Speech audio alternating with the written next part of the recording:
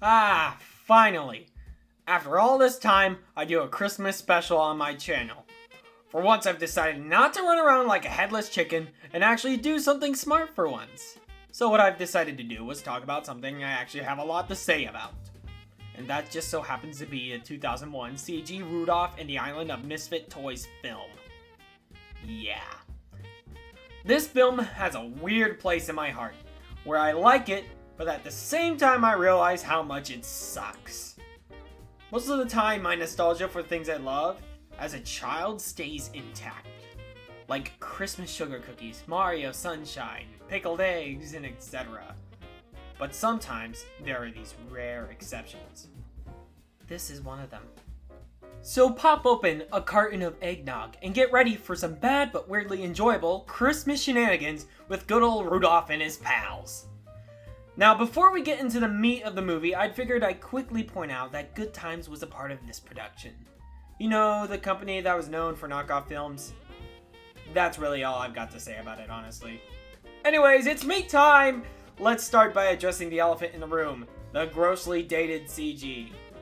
Honestly, Barbie movies have better CG and animation than this, and also some theatrical animated films were already far ahead. We've had Toy Story 2 in 1999, Shrek in 2001, and Monsters, Inc. in 2001 as well. All amazing films that are beloved to this day. The animation is also very janky, and it doesn't help that the characters look terrible too. Some characters are forgivable, such as Rudolph, Yukon Cornelius, Charlie, and the Toy Taker. More on him later. The Bumble and Hermie are the worst offenders. The Bumble having terrible hair simulation, while Hermie has the strong ability to feel human and looks like he's in a constant state of Look how they butchered my boy. Shameful. On the topic of characters, pretty much all of them from the original Rankin Bass film have returned. We have Rudolph, Cornelius, Bumble, Hermie, the Coach, the Boss Elf, etc. Mr. and Mrs. C was a given. I don't think the original voice actors were around to reprise their roles, so they had to impersonate them. And honestly, they're not half bad. I did find the references back to the original film kind of annoying, honestly. They were incredibly unnecessary and forced. Right. And on to that, the Boss Elf was a horrible mimic. And the 1, and the 2, and the 3. Oh my goodness. It's the worst performance out of all the It's the worst performance out of all the cast, including the new characters.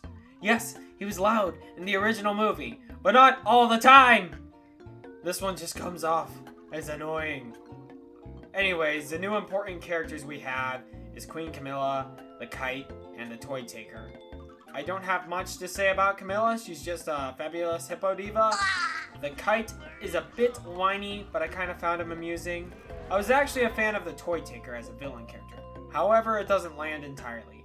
If only he had a villain song. Oh wait, he does! But I'm a heck of a guy.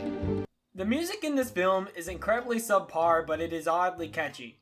It's weird because the music is really uninspired and not even written well, but it just sticks in your mind. The songs from the original film were so much better and memorable for the right reasons. The instruments were amazing and the vocals were gorgeous. While the songs in the CG film sound like MIDI tracks, they probably are. Anyways, now that's all covered, it's time we get into the story. The story is pretty basic and straightforward. Really nothing too confusing about its plot other than the fact that a simple bit of music can possess toys or whatever. Now, the one who is playing the music is known as the Toy Taker. His main goal is to steal toys to protect them from the neglectful behavior of children he experienced from his own child. Meanwhile, when the Toy Taker was out doing that, Rudolph has not enjoyed being the most famous reindeer of all and just wants to be treated like a normal reindeer. A lot like the original film, except a whole different set of circumstances.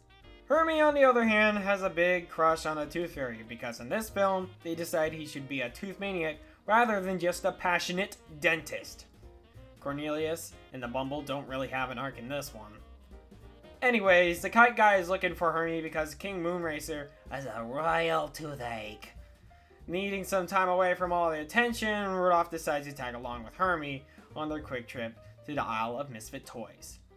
Hermie now has this new dentist office on wheels that can adapt to any terrain, which honestly I kind of like.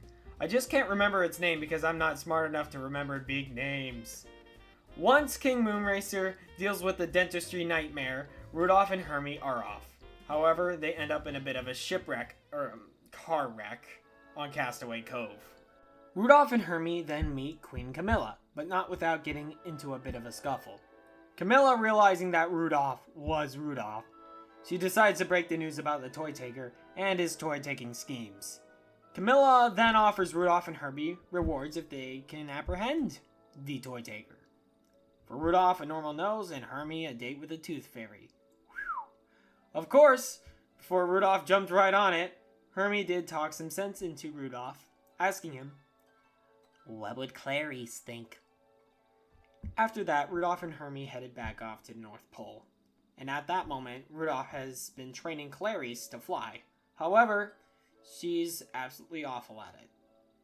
With Clarice not feeling too great about herself, Rudolph decides to tell her about his plan to change his nose, so he can be just like her. However, Clarice objects and tells him she likes it the way it is, and Rudolph then admits he loves her. This causes Clarice to fly. Nothing repeated here, folks, just move along. Anyways, the following night, Santa gets robbed by Mr. Toy Taker himself. While Boss Elf is screaming about the circumstances, Rudolph plans to apprehend the taker. However, they need clues. That's when the man, the myth, the legend, Hank, steps in as witness. I don't know about you, I like Hank. He's so monotone when he tells his story, and the book he's reading is just random letters with words hidden throughout. I found chameleon and avocado. After the investigation and more screaming elf man, the good old crew headed to Castaway Cove to find that Camilla has been robbed as well. Their last hope was the Isle of Misfit Toys, where they disguise themselves as toys to infiltrate the toy taker's lair. Honestly, not a bad plan considering that they would probably look like Misfit Toys. However, the other toys are still in a trance and blow the cover of all of them, and the toy taker opens the hatch on them. A lot of flying reindeer action occurs as the door just magically opens for them, somehow. Many chase scenes occur on the blimp, in the mines, and in the mines. They then apprehend him to find out he was a really old bear named Mr. Cuddles. Then he tells his backstory about how his boy grew up and he was left behind. This is where I think they ripped off Toy Story 2, but I digress. Santa informs him that his boy was looking for him and wanted to keep him as a family heirloom. I don't think that changes the issue that toys will still be dumped and dead. But I guess it changed it for him. What follows is Rudolph backing out of the nose deal because his nose is too important. Hermie gets his date, and Mr. Cuddles is loved again. And that's the end of that. That was pretty much a compact version of the entire story. Now on to my verdict. It's a terrible movie with terrible quality. However, I somewhat enjoyed it. It's not the worst film, all things considered. It's just littered with amateur animation and CG, along with lots of cheese. The funny thing is, when I was a little kid watching this, I thought it was awesome. But boy, was I wrong. I was just a little CG sucker back then. Anyways, with all that being said, please like and subscribe, and have yourself a Merry Christmas. The next video will be up in the new year. There I'll wrap up 2020 and look forward to new horizons. Take care.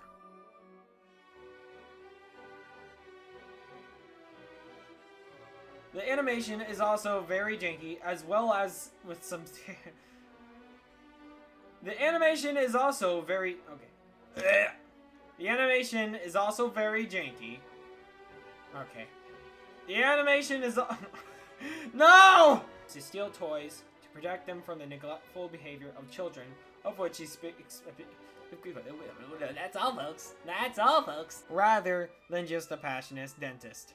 Passionate dentist. Passionate dentist. Passionate dentist. Passionate dentist! Rudolph and Hermie then meet Quentin Camilla. After investigation and more screaming Elfman, the good old crew headed to Castaway Cove.